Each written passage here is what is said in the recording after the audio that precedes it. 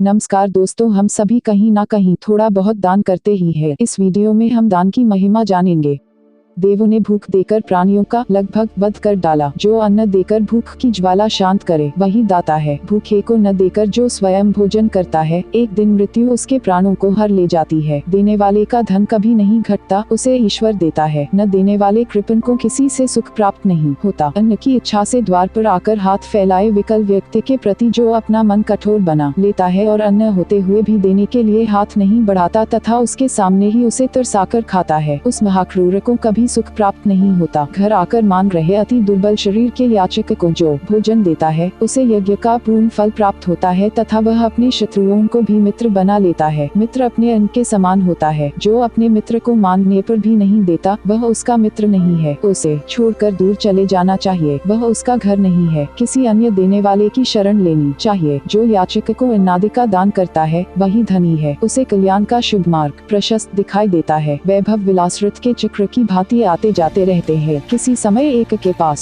संपदा रहती है तो कभी दूसरे के पास रहती है। जिसका मन उदार न हो, वह व्यर्थ ही अन्न पैदा करता है। संचय ही उसकी मृत्यु का कारण बनता है। जो न तो देवों को और न ही मित्रों को तृप्त करता है, वह वास्तव में पाप का ही भक्षण करता है। हल्का उपकारी फाल खेत को जोतकर किसान को अन्न देता है। गमनशील व्यक्ति अपने पैर के चिन्हों से मार्ग का निर्माण करता है। बोलता हुआ ब्राह्मण न बोलने वालों से श्रेष्ठ होता है। एक अंश का धनिक 2 अंश के धनी के पीछे चलता है। 2 अंश वाला भी 3 अंश वाले के पीछे छूट जाता है। 4 अंश वाला पंक्ति में सबसे आगे चलता हुआ सबको अपने से पीछे देखता है। अतः वैभव का मिथ्या अभिमान न करके दान करना चाहिए। दोनों हाथ एक समान होते हुए भी समान कार्य नहीं करते। 2 गायें समान होकर भी समान दूध नहीं देती। 2 जुड़वा संतानें समान होकर भी पराक्रम में समान नहीं होती। उसी प्रकार एक कुल में उत्पन्न 2 व्यक्ति समान होकर भी दान करने में समान नहीं होते। जो विशिष्ट सत्पात्रों को दान देता है और जो कुछ अपने भोजन आच्छादन में प्रतिदिन व्यवहृत करता है, उसी को मैं उस व्यक्ति का वास्तविक धन या संपत्ति मानता हूँ। अंत्याशेष संपत्ति तो किसी अन्य की है, जिसकी वह केवल रखवाली मात्र करता है। दान में जो कुछ देता है और जितने मात्र का वह स्वयं उपभोग करता है, उतना ही उस धनी व्यक्ति का अपना धन है। अन्यथा मर जाने पर उस व्यक्ति के स्त्री धन आदि वस्तुओं से दूसरे लोग आनंद मनाते हैं, अर्थात मौज उड़ाते हैं। तात्पर्य यह है कि सावधानी पूर्वक अपनी धन संपत्ति को दान आदि सत्कर्मों में व्यय करना चाहिए। जब आयु का एक दिन अंत निश्चित है तो फिर धन को बढ़ाकर उसे रखने की इच्छा करना मूर्खता ही है। वह धन व्यर्थ ही है, क्योंकि जिस शरीर की रक्षा के लिए धन बढ़ाने का उपक्रम किया जाता है, वह शरीर ही अस्थिर है, नश्वर है। इसलिए धर्म की ही वृद्धि करनी चाहिए, धन की नहीं। धन के द्वारा दान आदि करके धर्म की वृद्धि का उपक्रम करना चाहिए। निरंतर धन बढ़ाने से कोई लाभ नहीं। शरीरधारियों के शरीर नश्वर है और धन भी सदा साथ रहने वाला नहीं है। साथ ही मृत्यु भी निकट ही सिर पर बैठी है। ऐसा समझकर प्रतिक्षण धर्म का संग्रह धर्माचरण ही करना चाहिए, क्योंकि काल का क्या ठीक कब आ जाए। अतः अपने धन एवं समय का सदा सदुपयोग ही करना चाहिए। यदि नाम न धर्माय न कामाय, जो धन धर्म सुख भोग या यश किसी काम में नहीं आता और जिसे छोड़कर एक दिन यहाँ से अवश्य ही चले जाना है, उस धन का दान आदि धर्मों में उपयोग क्यों नहीं किया जाता।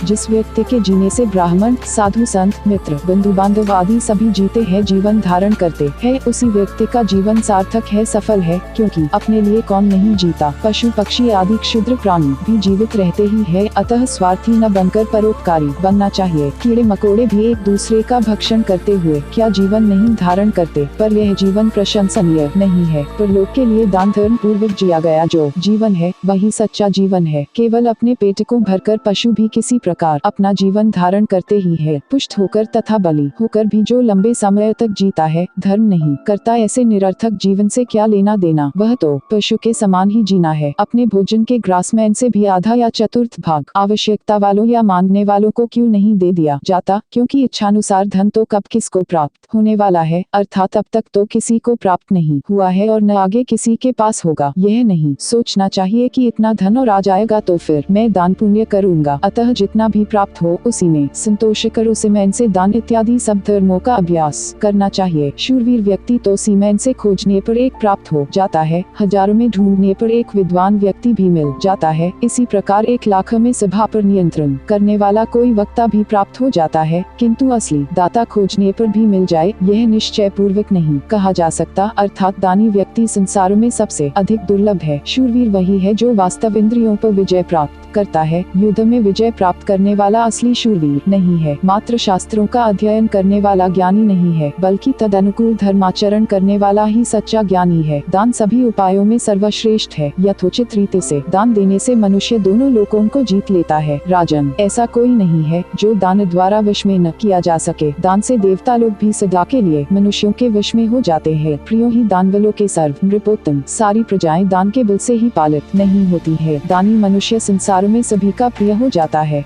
दान दान परायण पुरुष श्रेष्ठ केवल एक भूलोक को ही अपने वश में नहीं करते, प्रत्युत वे अत्यंत दुर्जय देवराज इंद्र के लोक को भी, जो देवताओं का निवास स्थान है, जीत लेते हैं। दान न देने से प्राणी दरिद्र होता है। दरिद्र हो जाने पर फिर पाप करता है। पाप के प्रभाव से नरक में जाता है और नरक से लौटकर पुनः दरिद्र और पुनः पापी होता है। जब कभी भी श्रद्धा उत्पन्न हो जाए और जब भी दान के लिए सुपात्र प्राप्त हो जाए, वही समय दान के लिए पुण्य काल है, क्योंकि संपत्ति अस्थिर है। पृथ्वी पर मनुष्यों के द्वारा जो दान दिए जाते हैं, यमलोक के मार्ग में वे सभी आगे आगे उपस्थित हो जाते हैं। धन संपत्ति घर में ही छूट जाती है। सभी बंधु बांधव शमशान में छूट जाते हैं, किंतु प्राणी के द्वारा किया हुआ शुभाशुभ कर्म परलोक में उसके पीछे पीछे जाता है। पिता के उद्देश्य से किए गए दान से 100 गुना, माता के उद्देश्य से किए गए दान से 1000 गुना, बहन के उद्देश्य से किए गए दान से 10,000 गुना और सहोदर भाई निमित्त किए गए दान से अनंत गुना पुण्य प्राप्त होता है। दिन प्रतिदिन याचना करने वाले को मैं उस गुरु के समान समझता हूँ, जो दर्पण की भांति प्रतिदिन शिष्य का मार्जन करता रहता है। अर्थात जैसे धूल राशि से दर्पण मलिन रहता है, वैसे ही शिष्य का अंतःकरण भी मलिन रहता है। गुरु अपने ज्ञान रूपी प्रकाश से उसके अंतःकरण को स्वच्छ कर देता है। वैसे ही याचक भी याचना करते हुए व्यक्ति को यह बोध करा देता है कि यदि दान नहीं दोगे तो मेरी भिक्षुक जैसी स्थिति होगी, अतः दान देते रहना चाहिए। याचक सच्चे एवं हितैषी गुरु के समान है। सैकड़ों कठिन प्रयत्नों द्वारा प्राप्त तथा प्राणों से भी अधिक प्रिय धन की केवल एकमात्र गति है दान। उसकी अन्य गतियाँ अर्थात दान छोड़कर उसका अन्य उपयोग करना विपत्ति ही है। क्षण भर में ही विनष्ट हो जाने वाले शरीर रूपी संपदा से संपन्न मनुष्य धन से क्या करेंगे, क्योंकि जिस शरीर के लिए वे धन की अभिलाषा रखते हैं, वह शरीर तो अशाश्वत है, रहने वाला ही नहीं है। तीनों लोकों में दान से बढ़कर कुछ दिखाई नहीं देता। दान से दिव्य लोक की प्राप्ति होती है। लक्ष्मी दान के द्वारा ही प्राप्त होती है। दान की धर्म, अर्थ, काम तथा मोक्ष इस चतुर्वर्ग की प्राप्ति का श्रेष्ठ साधन बताया गया है।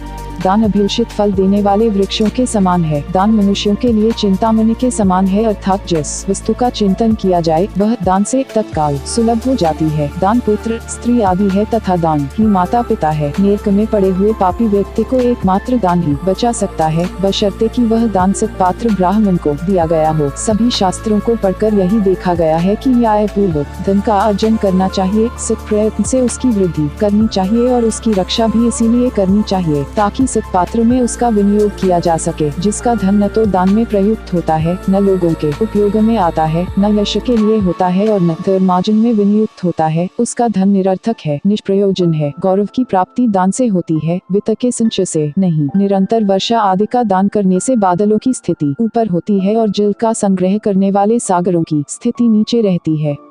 कथा सुनने के लिए बहुत बहुत धन्यवाद। अगर यह कथा अच्छी लगे तो वीडियो को लाइक और शेयर करें। इस तरह की कथा सुनने के लिए चैनल को सब्सक्राइब जरूर करें। कमेंट में राधे राधे जय श्री कृष्णा जरूर लिखें।